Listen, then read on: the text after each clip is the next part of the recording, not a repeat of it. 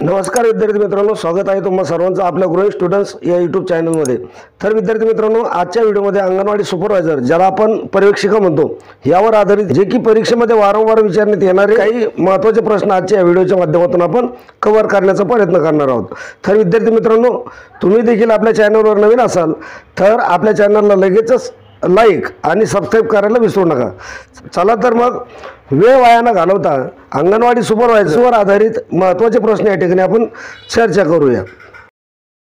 भारतामध्ये सर्वात जास्त नारळ उत्पादन करणारा देश कोणता आहे? अंदमान, लक्षद्वीप, पॉंडिचेरी, केरळ अशा प्रकारचे पर्याय तुमच्या पुढे होते आणि त्याचं योग्य उत्तर असणार आहे मित्रांनो केरळ। भारतामध्ये सर्वात जास्त नारळाचं उत्पादन करणारा राज्य किंवा प्रदेश कोणता आहे तर ते केरळ राज्य आहे। त्यानंतर पुढचा प्रश्न होता बघा, खालीलपैकी कोणाच्या मृत्यूनंतर मुघल सत्ता कमकुवत झाली होती? कोणाच्या मृत्यूनंतर मुघल सत्ता कमकुवत झाली होती? आणि तुम्हाला पर्याय दिलेले होते निजामशाही, औरंगजेब, हैदर अली, टिपू सुलतान अशा प्रकारचे पर्याय तुमच्यासमोर दिलेले होते।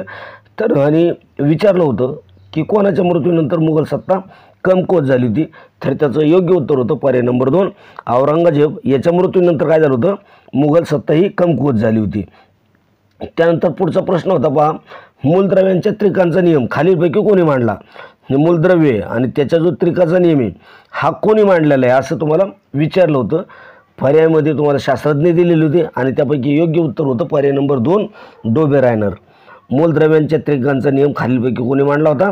मोसले, डोबेरायनर, मेंडेलीव अशा प्रकारचे तुम्हाला पर्याय होते आणि त्यापैकी आपलं योग्य उत्तर काय होतं? डोबेरायनर। पुढचा प्रश्न होता पहा, खालीलपैकी कोणता रंग आकाशामधील इंद्रधनुष्यामध्ये नसतो? आता इंद्रधनुष्याचे रंग सर्वांना माहिती आहे आणि एकदम सोपा प्रश्न होता, एवढा काही अवघड नव्हता की कोणता रंग आकाशामधील इंद्रधनुष्यामध्ये नसतो। आता 7 रंग असतात हे तुम्हाला माहिती आहे, तर त्यापैकी आपल्याला माहिती आहे काळा रंग हा इंद्रधनुष्यामध्ये नसतो, म्हणून त्याचा पर्याय नंबर 3 हे त्याचं उत्तर आहे, काळा रंग आकाशातील इंद्रधनुष्यामध्ये नसतो। पुढचा प्रश्न बघा विद्यार्थी मित्रांनो, अजूनपर्यंत तुम्ही जर आपल्या ग्रोइंग स्टुडंट्स या यूट्यूब चॅनलला जर सबस्क्राईब केलं नसेल तर नक्की सबस्क्राईब करून घ्या। पुढील व्हिडिओ याचं नोटिफिकेशन पाहण्यासाठी बेल आयकॉनला ऑनवर सिलेक्ट करून ठेवा आणि व्हिडिओ आवडत असेल तर त्याला लाईक नक्की करत चला, कारण असेच महत्त्वाचे अपडेट आपल्या चॅनलच्या माध्यमातून तुम्हाला पाहायला भेटतात। बघा पुढचा प्रश्न होता, सरपंच समितीचा अध्यक्ष कोण असतो? कोण आहे? पर्याय होते तुमच्यासमोर 4-5 आणि त्या पर्यायापैकी योग्य उत्तर होतं बघा पंचायत समिती उपसभापती। सरपंच समितीचा अध्यक्ष कोण असतो? पंचायत समिती उपसभापती। एखाद्या प्रश्नाचं उत्तर जर माझ्याकडून चुकत असेल तर त्याचं योग्य उत्तर सुद्धा तुम्ही काय करा कमेंटमध्ये देत चला। पुढचा प्रश्न बघा, नैनिताल हे थंड हवेचं ठिकाण कोणत्या राज्यामध्ये?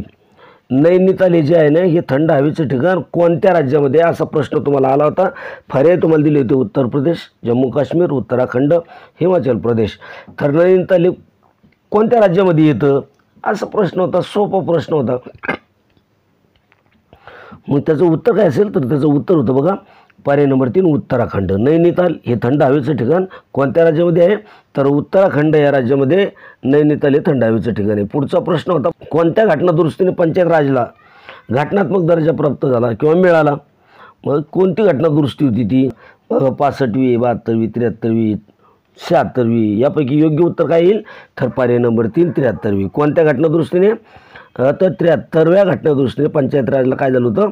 घटनात्मक दर्जा मिळाला होता। वनस्पती तूप करण्यासाठी कोणता वायू वापरतात? विद्यार्थी मित्रांनो, अजूनपर्यंत तुम्ही आपल्या चॅनलवर नवीन असाल किंवा आपल्या चॅनलला आतापर्यंत तुम्ही सबस्क्राईब केलं नसेल किंवा पहिल्यांदा चॅनलवर आला असाल तर नक्की ग्रोइंग स्टुडंट्स या यूट्यूब चॅनलला सबस्क्राईब करून घ्या आणि एक लाईक नक्की करा। व्हिडिओ आवडत असेल तर दोस्त मित्रांमध्ये व्हिडिओ शेअर करत चला। महत्त्वाचे पॉईंट आहे, वनस्पती तूप करण्यासाठी कोणता वायू वापरला जातो? कोणता वायू वापरला जातो बघा, पर्याय तुम्हाला दिलेले आणि त्यापैकी योग्य उत्तर तुम्हाला द्यायचं होतं। तर याचं उत्तर होतं पहा वनस्पती तूप तयार करण्यासाठी किंवा करण्यासाठी कोणता वायू तर हायड्रोजन हा वायू वापरला जातो। पर्याय नंबर 1 हे त्याचं उत्तर होतं। पुढचा प्रश्न होता पहा, भारतीय राज्यघटनेच्या कितव्या भागामध्ये ग्रामपंचायतचा उल्लेख केलेला आहे? भारतीय जी राज्यघटना आहे तिच्या कितव्या भागामध्ये ग्रामपंचायतचा उल्लेख केलेला आहे? बघा पर्याय होते भाग 1, भाग 2, भाग 3, भाग 4 त्यापैकी योग्य उत्तर आपल्याला द्यायचं होतं आणि भारतीय राज्यघटनेच्या भाग 4 पर्याय नंबर 4 हे त्याचं उत्तर होतं, की चौथ्या भागामध्ये ग्रामपंचायतचा उल्लेख केलेला आहे. पुढचा प्रश्न होता बा, युरिया या रासायनिक खतामध्ये नत्राचं प्रमाण किती असतं? तर किती टक्के असतं बघा नत्राचं प्रमाण युरिया या रासायनिक खतामध्ये? पर्याय नंबर 3 हे त्याचं उत्तर होतं. युरिया या रासायनिक खतामध्ये नत्राचं प्रमाण किती टक्के होतं? तर 46% असतं. पुढचा प्रश्न होता पहा, वि. सावरकर यांचं जन्मगाव कोणतं होतं किंवा कोणतं आहे? एकदम सोपा प्रश्न आहे. वि. सावरकर जे समाजसुधारक आहे, हे समाजसुधारक आपल्याला कंप्लीट करावंच लागतात ना. म्हणजे हा प्रत्येक परीक्षेमध्ये कुठल्या ना कुठल्या समाजसुधारकावर प्रश्न पडतच असतात. तर आपल्याला काय प्रश्न पडलेला आहे, वि. सावरकर यांचं जन्मगाव कोणतं आहे? बघा पर्याय तुमच्यासमोर दिले होते आणि त्यापैकी आपल्याला योग्य उत्तर होतं भगूर.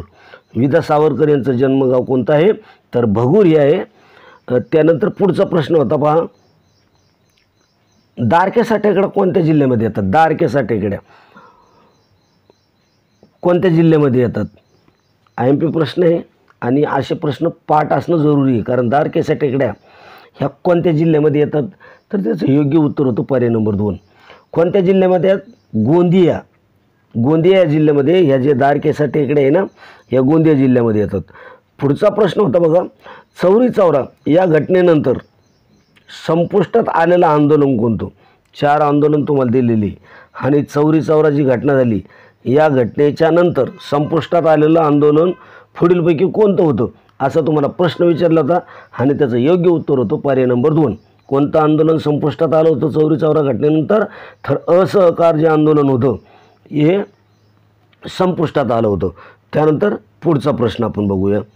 पुढचा प्रश्न आहे बघा, असा आला होता, 1779 मध्ये सुरू झालेले मुंबई प्रांतामधले पहिले वर्तमानपत्र कोणतं होतं किंवा कोणतं आहे? कधी सुरू झालेलं? 1779 मध्ये. कुठं? मुंबई प्रांतामधलं पहिलं वर्तमानपत्र कोणतं होतं किंवा कोणतं आहे असा प्रश्न तुम्हाला विचारलेला आहे आणि तुम्हाला पर्याय दिले होते बघा. काय? मुंबई टाइम्स, मुंबई दर्पण, त्यानंतर बॉम्बे हेरॉल्ड आणि त्यानंतर बॉम्बे क्रोनिकल. तर यापैकी योग्य उत्तर काय होतं त्याचं? तर त्याचं योग्य उत्तर होतं पर्याय नंबर 3. काय? बॉम्बे हेरॉल्ड. हे काय आहे? 1779 मध्ये सुरू झालेले मुंबई प्रांतामधले पहिले वर्तमानपत्र होते. त्यानंतर आपण काय करू, पुढचा प्रश्न, मनुष्य निर्मित पहिला कृत्रिम धागा कोणता आहे असा प्रश्न तुम्हाला विचारला होता. पर्याय तुम्हाला दिले होते आणि त्यापैकी त्याचं योग्य उत्तर होतं बघा पर्याय नंबर 1 नायलॉन. काय? मनुष्य निर्मित पहिला कृत्रिम धागा कोणता आहे? तर नायलॉन हा पहिला कृत्रिम धागा आहे. त्यानंतर पुढचा प्रश्न होता बघा, बिटकॉइन डिजिटल या चलनाचा शोध खालीलपैकी कोणी लावला होता? काय? जे बिटकॉइन डिजिटल चलन आहे ना, या चलनाचा शोध खालीलपैकी कोणी लावला होता असा प्रश्न तुम्हाला विचारला होता आणि पर्याय तुम्हाला दिले होते बघा, रमेश कुरकेशी, सातोशी नाकानोटो, त्यानंतर प्रत्युषी दरकेशी आणि यापैकी नाही. तर बिटकॉइन डिजिटल या चलनाचा शोध खालीलपैकी कोणी लावलेला होता? तर त्याचं योग्य उत्तर होतं पहा मित्रांनो पर्याय नंबर 2. कोणतं? सातोशी नाकाटोको याने काय केलं होतं? बिटकॉइन डिजिटल या चलनाचा शोध लावला होता. पुढचा प्रश्न होता पहा, रविकुमार दाहिया हा खेळाडू कोणत्या खेळाशी संबंधित आहे?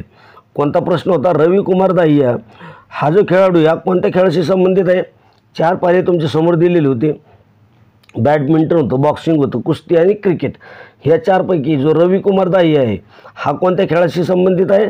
तर त्याचं योग्य उत्तर होतं बघा पर्याय नंबर 3 कुस्ती या खेळाशी संबंधित होता. कोण? रविकुमार दाहिया. लक्षात असू द्या IMP. पुढचा प्रश्न होता पहा, नोकरशाहीची निर्मिती पुढीलपैकी कोणी केलेली? नोकरशाही जी आहे ना तिची निर्मिती कोणी केलेली म्हणजे कोणत्या व्हाईसरायने केली होती असा तुम्हाला प्रश्न होता आणि त्यापैकी तुम्हाला काय केलं होतं? 4 पर्याय दिलेले होते. नोकरशाहीची निर्मिती पुढीलपैकी कोणी केलेली? लॉर्ड कॉर्नवालिस, त्यानंतर लॉर्ड डलहौसी, लॉर्ड बेंटिंग आणि लॉर्ड कर्झन. यापैकी नोकरशाहीची निर्मिती असा प्रश्न तुम्हाला विचारलेला होता आणि त्याचं योग्य उत्तर होतं बघा पर्याय नंबर 1 लॉर्ड कॉर्नवालिस. पुढचा प्रश्न असा होता बघा, महात्मा गांधी आंतरराष्ट्रीय हिंदी विद्यापीठ खालीलपैकी कोठे आहे? महात्मा गांधी आंतरराष्ट्रीय हिंदी विद्यापीठ खालीलपैकी कोठे आहे असा प्रश्न तुम्हाला विचारला होता. 4 पर्याय तुम्हाला दिलेले, अमरावती, नागपूर, चंद्रपूर, वर्धा आणि त्यापैकी आपल्याला योग्य उत्तर द्यायचं होतं आणि त्याचं योग्य उत्तर होतं पर्याय नंबर 4 वर्धा या ठिकाणी होतं. काय? महात्मा गांधी आंतरराष्ट्रीय हिंदी विद्यापीठ कुठं आहे? तर वर्धा या ठिकाणी आहे. त्यानंतर पुढचा प्रश्न होता विद्यार्थी मित्रांनो, राष्ट्रपतीला बडतर्फ करण्याचा अधिकार कोणाला असतो? राष्ट्रपती जो असतो आणि त्याला बडतर्फ करण्याचा अधिकार कोणाला असतो असा प्रश्न तुम्हाला विचारला होता. 4 पर्याय तुमच्या समोर होते आणि त्याच्यापैकी त्याचं योग्य उत्तर होतं बघा, पर्याय नंबर 1 सांसद. राष्ट्रपतीला बडतर्फ करण्याचा अधिकार कोणाला असतो? तर संसदेला असतो, असं त्याचं उत्तर आहे. पुढचा प्रश्न आपण बघूया. आर्थिक आणीबाणी पुकारण्याचा अधिकार खालीलपैकी कोणाला आहे? आर्थिक जी आणीबाणी कधी लागू होती तिला पुकारण्याचा अधिकार म्हणजे ती सुरू करण्याचा अधिकार हा खालीलपैकी कोणाला असतो? बघा 4 पर्याय तुम्हाला दिलेले होते. वित्तमंत्री होते, त्यानंतर राज्यपाल आहे, राष्ट्रपती आणि पंतप्रधान. तर आर्थिक आणीबाणी पुकारण्याचा अधिकार कोणाला आहे? तर त्याचं योग्य उत्तर होतं बघा, त्याचं योग्य उत्तर होतं राष्ट्रपतीला. आर्थिक आणीबाणी पुकारण्याचा अधिकार कोणाला असतो? तर राष्ट्रपतीला असतो. त्यानंतर पुढचा प्रश्न होता बघा याच्यामध्ये, मानवी शरीरामधील सर्वात मोठी ग्रंथी कोणती आहे? काय प्रश्न विचारला? विज्ञानावर प्रश्न होता आणि IMP. मानवी शरीरामधील सर्वात मोठी ग्रंथी कोणती आहे असा प्रश्न तुम्हाला विचारला होता. 4 पर्याय तुमच्या समोर होते आणि त्याचं योग्य उत्तर आहे बघा, पर्याय नंबर 3 यकृत. मानवी शरीरातील सर्वात मोठी ग्रंथी कोणती आहे? तर यकृत ही ग्रंथी सर्वात मोठी आहे. त्यानंतर पुढचा प्रश्न होता, मायकॉलॉजी या शास्त्रामध्ये कशाचा अभ्यास केला जातो? म्हणजे मायकॉलॉजी शास्त्र आहे, या शास्त्रामध्ये कशाचा अभ्यास केला जातो असा प्रश्न तुम्हाला त्यांनी केला होता. 4 पर्याय तुम्हाला दिलेले होते आणि त्या योग्य उत्तर त्याचं असं होतं पहा, मायकॉलॉजी या शास्त्रामध्ये कशाचा अभ्यास केला? म्हणजे बॅक्टेरिया, व्हायरस, बुरशी आणि यापैकी असे पर्याय होते. तर मायकॉलॉजीमध्ये कशाचा अभ्यास केला जातो? तर पर्याय नंबर 3 त्याचं योग्य उत्तर होतं बुरशी. बुरशीचा अभ्यास केला जातो कशामध्ये? मायकॉलॉजी या शास्त्रामध्ये. त्यानंतर पुढचा प्रश्न होता पहा, जिल्हा परिषद स्थायी समितीचा अध्यक्ष कोण असतो? जिल्हा परिषदेची जी स्थायी समिती असते, महत्त्वाची समिती असते, तिचा अध्यक्ष कोण असतो? तर बघा याचं योग्य उत्तर काय असेल? तर याचं योग्य उत्तर होतं बघा, जिल्हा परिषद अध्यक्ष. पर्याय नंबर 3 हे त्याचं उत्तर होतं. जिल्हा परिषद स्थायी समितीचा अध्यक्ष कोण असतो? तर तो जिल्हा परिषद अध्यक्ष हाच त्या स्थायी समितीचा अध्यक्ष असतो. त्यानंतर पुढचा प्रश्न असा होता, भारतामध्ये सर्वात जास्त रबराचे उत्पादन कोणत्या राज्यामध्ये होते? राज्य विचारलेलं तुम्हाला. आणि कशाचं उत्पादन? रबराचं उत्पादन कोणत्या राज्यात होतं? बघा पर्याय होते कर्नाटक, मध्य प्रदेश, केरळ आणि आंध्र प्रदेश. तर यापैकी आपल्याला काय करायचं होतं? योग्य उत्तर द्यायचं होतं. भारतामध्ये सर्वात जास्त रबराचं उत्पादन कोणत्या राज्यामध्ये होतं? त्याचं योग्य उत्तर होतं पहा, पर्याय नंबर 3 केरळ या राज्यामध्ये होतं. सर्वात जास्त रबराचं उत्पादन भारतामध्ये केरळ या राज्यामध्ये होतं. त्यानंतर पुढचा प्रश्न होता पहा, हलाहल या शब्दाचा अर्थ पुढीलपैकी कोणता आहे? हलाहल हा शब्द दिलेला आहे आणि त्याचा अर्थ तुम्हाला 4 पर्यायामध्ये दिलेले आणि त्याचा योग्य अर्थ काय होतो? बघा अमृत, विष, हाल, नांगर. तर हलाहल या शब्दाचा अर्थ तुम्हाला विचारला होता आणि त्याचं योग्य उत्तर होतं बघा, पर्याय नंबर 2 विष. हलाहल या शब्दाचा अर्थ कोणता होता? तर विष हा होता. पुढचा प्रश्न होता पहा, पोचंपड प्रकल्प कोणत्या राज्यामध्ये येतो? जो पोचंपड प्रकल्प आहे हा कोणत्या राज्यामध्ये येतो असा प्रश्न तुम्हाला विचारला होता. तुम्हाला राज्य दिले होते महाराष्ट्र, कर्नाटक, तेलंगणा, उत्तर प्रदेश. यापैकी काय विचारलं होतं? पोचंपड जो प्रकल्प आहे हा कोणत्या राज्यामध्ये येतो? तर त्याचं योग्य उत्तर होतं पर्याय नंबर 2 कर्नाटक या राज्यामध्ये येतो. काय?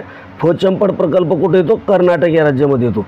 तर विद्यार्थी मित्रांनो, जर अजूनपर्यंत चॅनलवर तुम्ही नवीन असाल किंवा पहिल्यांदा आपल्या चॅनलवर आला असाल तर आपल्या ग्रो स्टुडंट्स या यूट्यूब चॅनलला सबस्क्राईब करून घ्यायचं. उद्याच्या व्हिडिओचं नोटिफिकेशन पाहण्यासाठी जे बेल आयकॉन आहे त्याला ऑनवर सिलेक्ट करून ठेवायचं आणि व्हिडिओ आवडत असेल तर आपल्या व्हिडिओला लाईक नक्की करत चालायचे. आपल्या चॅनलवर सतत राहा. भेटूया उद्याच्या व्हिडिओमध्ये. तोपर्यंत जय हिंद, जय महाराष्ट्र, धन्यवाद.